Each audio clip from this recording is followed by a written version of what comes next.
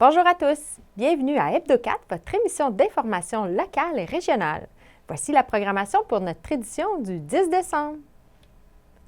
Un prix pour la MRC de Bonaventure, l'isolement pendant le temps des fêtes, la campagne de sensibilisation du RAVJ, la Guignolée 2023, le club de café tricot Jazette chez Mich, le club de patinage Les Étoiles filantes de Passepébiac, le concours de décoration de Noël de Port-Daniel-Gascon et votre chronique Rendez-vous! Télévague vous souhaite une très bonne émission. Débutons l'émission de cette semaine avec la MRC de Bonaventure, elle est lauréate du prix Performance 2023 des Fonds locaux de la solidarité FTQ qui a été remis récemment lors de l'Assemblée des MRC organisée par la Fédération québécoise des municipalités. Le prix a été remis à Éric Dubé, préfet, et François Bugeaud, le directeur général de la MRC de Bonaventure, en présence du ministre délégué de l'Économie, Christopher Skeet. Voici les propos d'Éric Dubé. Pouvez-vous m'expliquer c'est quoi au juste le prix que la MRC Bonaventure a gagné récemment? On est au niveau du développement économique, les MRC, on fait partie de ce qu'on appelle les fonds de la FTQ. On a de l'argent. Et à chaque année, quand on fait nos états financiers, on n'a même pas besoin de déposer notre candidature. Automatiquement, la FTQ font une analyse des performances des fonds d'investissement. Fait qu'à chaque année, on est en compétition, là, plus de 80 MRC au Québec. Ça faisait déjà, nous autres, depuis plusieurs années qu'on montait dans l'échelle. Puis le fonds a choisi 5 finalistes. Puis là-dessus, ben nous, ça faisait depuis 3 ans qu'on était dans les 5 finalistes. Puis cette année, ben on a gagné comme la meilleure MRC au niveau de nos rendements sur investissement et du nombre de dossiers qu'on a traités. Fait que ça, on est bien heureux. Ça démontre qu'on a une équipe au niveau du développement économique qui est très efficace et qui est à l'affût de toutes les opportunités. Puis en même temps, ben, on s'en fait une fierté parce que le Conseil des maires a investi beaucoup justement dans notre département de développement économique. Avec l'aide du gouvernement, bien, on a 6 personnes dédiées à temps plein au niveau de la MRC de Bonaventure pour soutenir nos entrepreneurs. Le gouvernement a décidé que les MRC étaient comme un des interlocuteurs privilégiés justement au niveau du développement économique quand on parle plus des entreprises à échelle humaine. Là, je vous dirais, là, on n'est pas on n'est pas à prendre la place d'investissement à Québec dans des projets de centaines de millions. Mais pour la vitalité d'un milieu, on comprend que tout ce qui est commerce, petite entreprise, ben on invite les gens justement à venir cogner quand il y a des projets à la MRC de Bonaventure. En remportant ce prix-là, ça vous a donné 5 000 $. Qu'est-ce que vous allez faire avec cet argent-là? Bien, il y a des critères. Ce qui est le fun, là, c'est qu'on aura à se pencher autour des fêtes, là, justement. Là, la FTQ donne 5 000 $ aux gagnants et aux 2 autres finalistes 2 000 $ pour qu'on fasse un don à un organisme de notre territoire. Ça fait qu'on aura à verser ce 5 000 $ $-là à un organisme du territoire de la MRC de Bonaventure. Mais là, j'ai pas vu tous les critères encore pour choisir, là, mais on comprend que c'est des organisations qui ont un lien avec le développement social ou des choses de même. Là. Ça fait que probablement qu'en début d'année 2024, on sera capable là, justement d'annoncer à qui on va faire le don. Bien, merci beaucoup. Merci.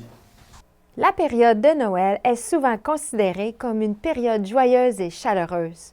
Toutefois, pour certains, c'est aussi une période difficile, particulièrement pour ceux qui sont seuls. C'est notre sujet abordé avec les intervenants de Nouveau Regard.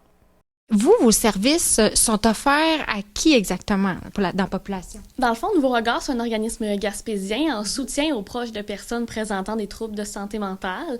Mais ça arrive effectivement là, qu'on offre des activités ou des ateliers à la population générale. Comme par exemple là, le stress des fêtes, bien, ça peut s'adresser à tout le monde là, qui peut vivre là, ces questionnements-là à l'approche des fêtes. La période des fêtes peut être parfois difficile, surtout pour les personnes qui ne peuvent pas être entourées de leur famille ou de leurs amis. Est-ce que tu aurais des suggestions pour ces gens qui vivent une situation comme ça? Oui, dans le fond, c'est sûr qu'il y en a que ça peut être difficile justement d'être plus isolé puis d'être seul là, dans le temps des fêtes. Donc, c'est important de trouver des choses qui nous font du bien, que ce soit par exemple, si c'est écouter un film, profiter du plein air, se faire un bon repas. Donc, vraiment prendre le temps de faire des choses qui nous font du bien.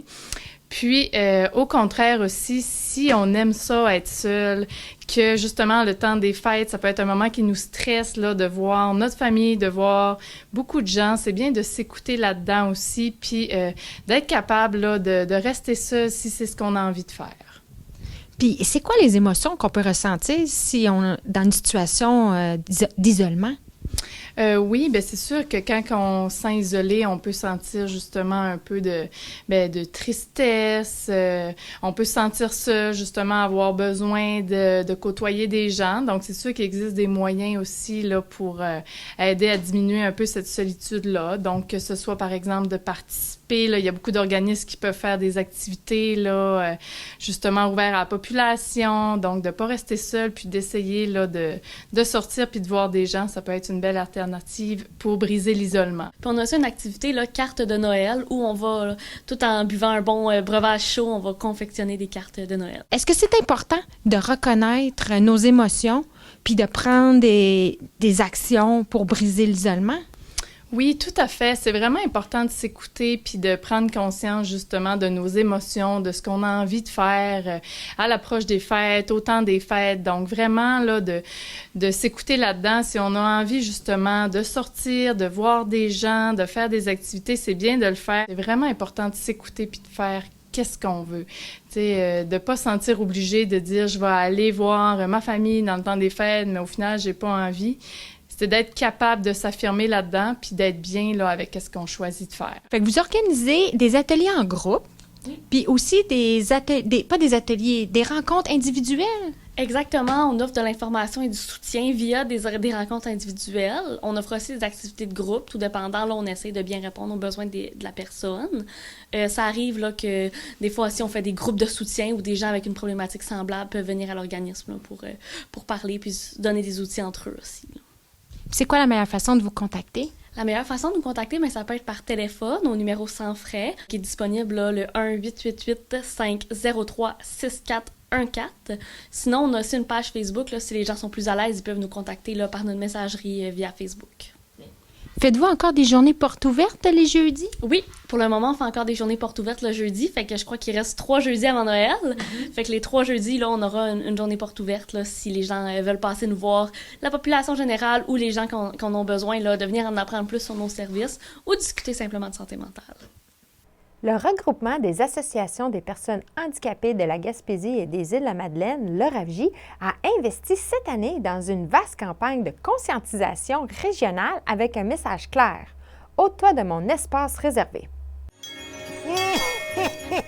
Ôte-toi de mon espace réservé.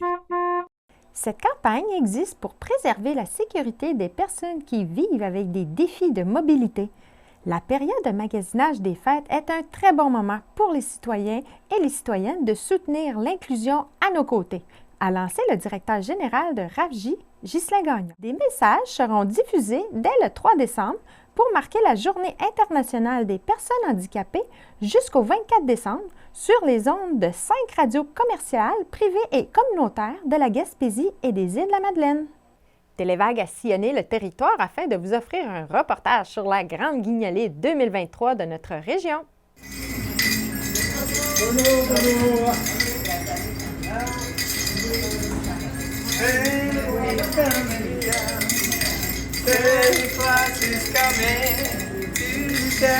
Les collectifs alimentaires, ça fait quand même plusieurs années qu'ils s'impliquent parce que au fond, on s'est toujours impliqué pour remplir les formulaires des paniers pour les gens, puis tout ça, étant donné qu'on est l'organisme qui lutte à la sécurité alimentaire et répondre à ces besoins primaires là au niveau des populations en situation de pauvreté. On aime ça, à chaque année on aide, puis du monde est très généreux. On essaie d'arrêter les camionneurs en passant, on va profiter qu'ils passent, puis ils sont très généreux. Ça se passe très bien. On est à peu près où on était l'année passée en termes d'argent ramassé, autour de 25 000 $. L'année passée, on a pu aller ramasser à peu près 33. Donc, on va être bon pour au moins faire comme l'année passée, même un petit peu plus. Est-ce qu'il y a des entreprises, des organismes qui ont fait des levées de fonds ou des événements spéciaux pour la Guignolée? Cette année, on a un partenariat spécial avec CHNC. Évidemment, eux, ils sont impliqués dans le Grand Guignolée de Média. Mais cette année, ils ont fait un spectacle bénéfice il y a à peu près une semaine et ils ont ramassé à peu près 1 000 $ pour le Guignolée. Ça serait quoi l'impact de la Guignolée sur la communauté? Bien, ça permet aux gens, dans le fond, de passer un temps des fêtes qui est un peu comme ceux de tout le monde, dans le fond, parce que c'est des gens qui font la demande, qui ont déjà de la difficulté à y arriver, qui vont être très serrés.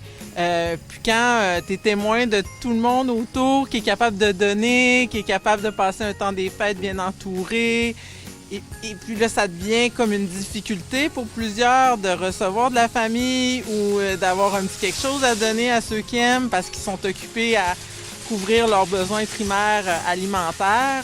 Fait que là, ça vient permettre qu'on donne cet argent-là pour qu'on puisse se payer un beau repas du temps des fêtes, avoir de quoi se nourrir et puis peut-être avoir quelques sous pour avoir un temps des fêtes qui est décent. Ça fait 23 ans que le Carrefour Jeunesse, le CJA Option Emploi, dans le fond, est impliqué à titre de collaborateur avec le Centre d'action bénévole Gascon-Percé.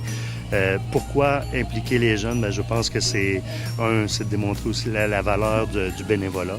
Je pense que une communauté ne peut pas survivre sans ses bénévoles, sans bénévoles. Il y a aussi tout l'aspect de faire la démonstration qu'il y a des actions qui sont prises dans notre communauté pour aider les gens les plus démunis de notre communauté, de notre secteur en fait. Puis peut-être aussi donner un petit coup de pied dans le derrière pour savoir pour se dire, ben oui, il faut que je prenne ma vie en main, puis si je veux pas éventuellement aussi me retrouver dans cette situation-là où je vais devoir peut-être demander de l'aide à ce niveau-là. Donc, il y a plein d'objectifs reliés à ça. En fait, on espère, à travers toutes ces années-là de collaboration, que ça a porté fruit, mais on le sait que ça a porté fruit. Est-ce que c'est ta première expérience à la Guignolée? Oui. Pourquoi tu veux t'impliquer? Pour aider ma communauté, pour aider les gens le plus dans le besoin. Je trouve que c'est une bonne cause. Les gens sont-ils généreux? Oui, ils sont très généreux. On a reçu un bon montant de dons. Ça commence à être lourd. Oui. Est-ce que tu aurais un message à lancer pour les gens pour la Guignolée ou le temps des fêtes? Tout le monde passait un bon temps des fêtes, puis soyez généreux. Aujourd'hui, c'est la Guignolée. Mais si vous n'avez pas eu la chance de donner, vous pouvez toujours vous rendre au Centre d'action bénévole Gascon-Percé pour donner généreusement. On sait que l'insécurité alimentaire on vit un moment assez sérieux à ce niveau-là. Donc, c'est pas seulement à Noël, mais c'est aussi à l'année. Est-ce que c'est ta première expérience à la Guignolée? Oui, c'est ma première expérience. Comment tu trouves ça? Je trouve ça super hot. Les gens, sont-ils généreux? Ah, super. Ils ont donné des 20, des 10. Moi, je m'appelle Mélanie Gagnon, je suis bénévole partout. Et qu'avec le sourire que j'ai, c'est dur de ne pas m'en donner. Hein? Fait que le monde m'en donne. La canne est quasiment à peine. Les dons en ligne, ça va jusqu'au 13 décembre. Et évidemment, on peut faire ça en ligne avec le code QR qui se trouve sur les pages Facebook à CASA, Family Ties, le collectif et le CASA. Le Père Noël. Est-ce que les gens sont généreux cette année? Très généreux. Je ne croyais pas qu'ils avaient été si généreux que ça. Je pense qu'on va battre l'argent de l'année passée, si ça continue. Est-ce que vous auriez des vœux à faire pour le temps des fêtes?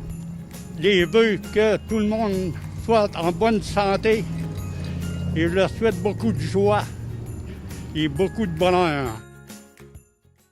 Les mardis soirs au Mich Café de Chandler sont très animés avec la présence du groupe de tricoteuses de Café Tricot Georgette chez Mich. Téléveil s'est déplacé pour découvrir l'engouement pour cette activité hebdomadaire très conviviale. Qui a eu l'idée de partir un club de tricot? L'idée, ça fait longtemps qu'elle germait comme telle, mais c'est l'opportunité de venir chez Mich Café qui a vraiment développé encore plus l'idée, là. Parce que là, on avait vraiment une place. C'était pas seulement dans mon salon chez nous ou encore à la table de la cuisine. C'était de vouloir, comme on dit, vu que j'étais à la retraite, de pouvoir développer d'autres choses pour du côté social. partout dans notre MRC. Êtes-vous beaucoup de monde? Présentement, on a commencé, je te dirais, la première soirée qu'on l'a faite en 2019, j'ai eu une seule personne. OK. Je suis arrivée chez nous, puis j'ai dit, est-ce que ça va continuer? Puis je dis non. On persiste, sur un tricot, on persiste tout le temps, on recommence, puis on dit on let's go. Ben, j'ai fait la même chose avec le Café Tricot Josette. J'ai dit on continue, puis comme de fait, on est rendu à 64 membres. Il y avait une petite affiche là, qui était au Miche Café, à l'ancien local.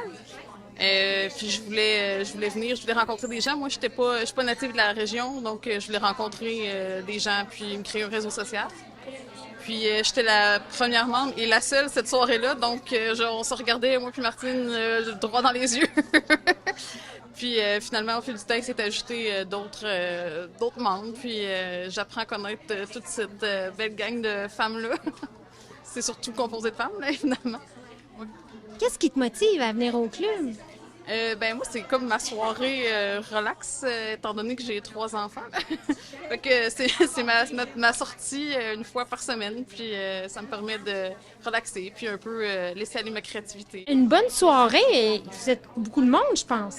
Comme en soir, tu peux dire, là, on va peut-être 28, 29. C'est toujours comme intermittent parce que ça dépend des semaines. On a à horaires variés comme tel. Il y en a qui travaillent une semaine, les autres en congé, en vacances, ils ont d'autres activités. Mais on roule à peu près dans la trentaine. Là. C'est quand ça se passe? Quel jour? Toujours le mardi soir, de 6h à 8h. La plupart arrivent à 5h30 parce qu'on veut avoir une place, comme on dit, parce qu'on a même agrandi chez Miche Café, parce qu'au début, on avait seulement une mini-place dans le premier Miche. Là, le Miche est agrandi. Il a déménagé puis il a agrandi. On a pris la première surface, la première année, puis on s'est aperçu après un mois et demi, oh non, il va falloir doubler. Ça fait que Jean-Michel, bon cœur comme qu'il est, puis que, comme on dit, qui partage nos mêmes idéaux, il a ouvert le deuxième côté aussi pour qu'on puisse accueillir encore plus de tricoteuses. Ça, c'est-tu à l'année, ce club-là? À l'année, oui, pratiquement. Une tricoteuse tricote à l'année. On aime à participer à tout ce qui peut se passer, d'activités, qu'on peut aller chercher des sous pour le groupe. On a participé à Aceman. On a participé au défi Alzheimer. Ça a été vraiment notre dernière grosse, comme on dit. Puis là, ça vient encore nous booster encore plus. On participe à Opération Enfant Soleil, Movember, qu'on a encouragé Jean-Michel l'an passé. Toutes les petites activités qu'il peut y avoir dans le coin, on participe à Opération Enfant Soleil. Puis là, notre prochain gros, c'est sûr qu'on est encore plus emballé parce qu'on va tricoter pour le rose pour octobre 2024. Disons qu'une personne arrive ici puis il ne sait pas tricoter. Est-ce qu'il y a quelqu'un qui peut y montrer? C'est le but, c'est pas des cours. La théorie, ça s'apprend avec un coude. On se dit toujours, il y a toujours une place. C'est pas des trônes comme tel. Il y a toujours une place sur une chaise ou sur le banc. On se tasse et on dit tiens, t'as besoin d'aide? OK, lève ta main, on va aller t'aider. C'est un petit passe-temps, ça vide la tête. Ça fait quelque chose d'utile à donner, à faire, soit pour les autres, là. Surtout pour ça. Qu'est-ce qui vous motive à venir au club Josette Tricot? On jase, on connaît d'autres personnes. Beaucoup de madames aussi, mais que je connaissais pas, que j'ai appris à connaître. Fait que ça me fait aussi comme un cercle d'amis. Aujourd'hui, c'est ma fête. Fait que j'ai eu plein de bonnes fêtes. Fait que c'est le fun, tu sais. Si je serais restée chez nous, c'est des choses que j'aurais pas eues. Le tricot, tu peux tricoter chez toi, c'est bien le fun. C'est méditatif, puis au point de vue cognitif, c'est idéal. Mais quand tu as quelqu'un d'autre à qui jaser, puis à qui aller chercher de l'aide, des fois, c'est le petit bout qui te manque pour éviter de prendre ton tricot puis de le garocher, dire « j'en veux plus ». Vous avez quel âge? 85. Puis pourquoi vous aimez ça, tricoter? Passer le temps, je suis seule à la maison et elle travaille, je suis à part, mon loyer à part. Qu'est-ce qui vous motive à venir au club les mardis? J'adore ça. J'ai toujours hâte de mardi à l'autre. On se souvient toujours de la personne qui nous a montré à tricoter. C'est un petit commentaire que j'ai eu dernièrement, puis je dis « Hey, c'est vrai ». Je me souviens qui s'est assis à côté de moi, qui m'a dit « Prends tes broches, mets comme ça ». C'est ça. Quand tu as réussi à faire quelque chose avec un bout de laine, 2 aiguilles à tricoter, puis tu as réussi à faire, je ne sais pas quand même si ça serait rien qu'une lavette pour laver ta vaisselle, tu as réussi ça. Ton estime de soi, là, apprend, comme on dit, à monter d'une échelle. Si quelqu'un voudrait avoir des informations sur votre club, c'est où qu'ils peuvent aller? Il m'appelle 689-0266 ou encore qui appelle Martine Baudin. Il n'y a pas de problème. Ou qui viennent. Ici, le mardi soir, là, comme on dit, on a notre publicité à l'entrée. Puis ça informe aussi du personnel chez Mich Café. Comme on dit, on est des bons consommateurs. Puis c'est l'endroit idéal et espéré depuis tant d'années qu'on l'a enfin à Chandler. On a un super de bel endroit.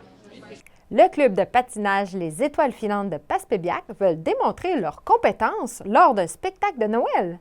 Nous avons rencontré Jannick Follum, la responsable du club, afin de nous en parler. Est-ce que tu peux me présenter le club de patinage Les Étoiles filantes de Passepébiac? Oui. En fait, c'est un club. Cette année, on est composé à peu près de 25 enfants. C'est pas autant grandiose, pas grandiose, mais il n'y a pas autant de participants qu'au hockey, mais ça va de plus en plus. À chaque année, on a beaucoup plus de petites filles et de petits garçons qui s'inscrivent. Puis c'est un club qui est ici à Passepébiac depuis au moins une bonne 25 ans. Là. Ça a parti, ça a revenu. Puis là, ça fait une bonne dizaine d'années là, que c'est établi, pas pire. Là. On a eu le petit moment de la COVID, mais sinon, on est encore en force là, avec nos patineurs. Ça s'adresse aux enfants de quel âge? On débute environ vers 3 ans, tout dépendamment de l'autonomie, bien sûr, de l'enfant. Puis, ça peut aller jusqu'à 18 ans. Là, pour l'instant, on a nos plus vieux à peu près 11 ans, mais ils patinent depuis qu'on lâche justement de 3 ans. Faites-vous des compétitions? Oui, certaines. Ceux qui sont dans le secteur patinage artistique, parce que je t'expliquerai plus tard, il y a deux volets à notre club. Puis ceux dans le patinage artistique, oui, il y a des compétitions à l'extérieur, là, surtout dans l'est du Québec. Là, mettons, les plus loin, c'est Rimouski, là, mais on a à peu près 2, on peut aller à 3 compétitions par année. Là. À part les cours de patinage artistique, avez-vous d'autres volets? Oui, on a un volet qui s'appelle Patinage Plus, qui n'est pas tant connu au sein de la population. Mais ça s'adresse à tous les petits patineurs. Ça débute surtout à 3 ans. C'est ceux c'est pour ça qu'on dit que ça débute à 3 ans. Ça, c'est vraiment pour apprendre les rudiments de base du patinage, pas artistique. Là. C'est vraiment juste le patinage, la glisse, les pivots, les arrêts, comment se relever. Fait qu'on peut avoir autant des petits hockeyeurs, des petites hockeyeuses que celles ou ceux qui voudraient revenir après là, pour continuer à apprendre beaucoup plus les techniques de patinage artistique ensuite. Là. Mais cette année, on a beaucoup qui se sont inscrits au patinage artistique, ce qui est au patinage plus. Fait que ce qui est le fun parce que ça donne aussi, je trouve que ça va bien après pour le hockey. Là. Il y a déjà une stabilité, fait que puis ça a déjà arrêté et tout. Puis, c'est un bon commencement, là. C'est une bonne base pour ceux qui veulent se diriger, surtout au niveau du hockey là, après. Votre club, là, il va faire un spectacle de Noël prochainement. C'est quelle date? Oui, c'est le 22 décembre prochain. Okay. C'est à 19h30. C'est quasiment une première pour nous, parce que d'habitude, on les fait à la fin de chaque saison. Toutes les saisons, ça débute en septembre, ça se termine en mars. Mais cette année, on a changé ça un petit peu. On a décidé d'offrir un petit spectacle de Noël là, à la communauté là, pour mettre un petit peu de joie. Là. Puis les enfants ont bien aimé ça aussi parce que tu sais, c'est festif, Noël. C'est admission générale, c'est 5 $ l'entrée. Chaque patineuse va avoir des billets à vendre aussi, mais sinon, oui, à la porte, il va y avoir quelqu'un là, pour vous accueillir là, pour pouvoir vous procurer des billets là, directement là, le soir du spectacle. Depuis quel âge tu fais du patinage artistique? Ça fait assez longtemps, depuis 3 ans à peu près. T'as-tu hâte à ton spectacle de Noël? Ouais, vraiment. C'est quoi ta figure préférée que t'aimes faire? Moi, c'est le chair flip. Le quoi? Chair flip. C'est quoi ça? C'est que tu fais un 3 de la jambe droite, puis après ça, tu pliques puis tu sautes. Ça fait combien d'années que tu patines? Ça fait à peu près 5 ans, mais j'ai arrêté 2 ans à cause qu'il n'y avait plus de profs. T'as-tu hâte au spectacle de Noël? Ouais, mais je suis quand même un petit peu stressée. Ah oui? Ouais. Ça fait-tu longtemps que tu te pratiques pour le spectacle? Depuis qu'on a commencé le patin, ça fait pas longtemps, mais on est bonne. C'est quoi ta figure préférée que t'aimes exécuter? Je sais pas. J'en ai une que j'aime beaucoup comme ça. OK. Mais j'en ai plein de figures dans mes solos puis tout. Fait que je sais pas vraiment c'est quelle ma préférée. Mais si je devais en choisir une, ce serait comme ça. La municipalité de Port-Daniel-Gascon offre un concours de décoration extérieure pour le temps des fêtes. Écoutons Sylvie Blais, conseillère à la municipalité, nous en donner les détails. Est-ce que cette année, vous refaites votre concours de décoration extérieure de Noël? Ah oui, puis c'est très intéressant. J'ai beaucoup de participation. L'année passée, j'avais eu 56 personnes. Cette année, je veux qu'il y en ait beaucoup. Puis ça va commencer le 1er décembre. Vous pouvez s'inscrire par téléphone sur mon MSN personnel, puis dans chaque district, ou appeler ici. Puis s'il y a des personnes âgées qui ne peuvent pas envoyer leurs photos, je suis prête à aller poser leur maison. Puis ça va être on va piger les noms. Puis il va y avoir chaque district 75 $. Puis on a 2 commandites de M. Richard Baudin, la quincaillerie BMR de Port-Daniel. On les remercie parce que tous les ans, ils participent. Puis je souhaite à tout le monde d'allumer Port-Daniel-Gascon cette année parce que Noël, c'est important avec toutes les choses qui se passent dans nos années, que le COVID, tout ça, là, c'est la joie, puis il faut que c'est allumé, puis ici, qu'on flash nos lumières. Puis en passant, envoyez vos noms, puis je veux me rendre à 80 participants. Ça va être un tirage au sort, les gagnants. C'est quand est-ce le tirage au sort? Le tirage au sort va être le 8 janvier 2024. La prochaine réunion, c'est le 8 janvier. Et maintenant, voici votre chronique Rendez-vous. Bienvenue à la chronique Rendez-vous de cette semaine. Le jeudi 14 décembre, venez boucler l'année par un rituel avec Jolène Covier, psychosociologue. Organisé par Femmes entre elles, dès 14 h, suivi d'un 5 à 7 festif, musical, toujours en compagnie de Jolène. Pour réserver, téléphonez au 418-689-7224 ou via Messenger. Souper de Noël le 16 décembre à 18 h au Club Optimiste de Saint-Godefroy. Musique et animation avec Chantal Castillo. Apportez votre consommation. Coût d'entrée 30 $. Contactez Fabien Thériault au 418-752-2812. Robert Loisel, 418-752-3915 ou tout autre membre du Club Optimiste pour obtenir des billets. Activité organisée par la Maison des jeunes de Chandler pour les jeunes. Cuisine de Noël le 13 décembre de 17 h à 19 h 30 sur inscription seulement. Party soirée de Noël le 15 décembre à partir de 17 h. Plusieurs activités et surprises vous attendent. Mettez vos chandails de laine de Noël. Message à nos membres et organismes. Faites-nous part de vos activités à Télévague par courriel au courrier @télévague.com ou véronique.télévague@gmail.com, par téléphone au 418-752-6558 ou par télécopieur au 418-752-6559. Bonne semaine à tous!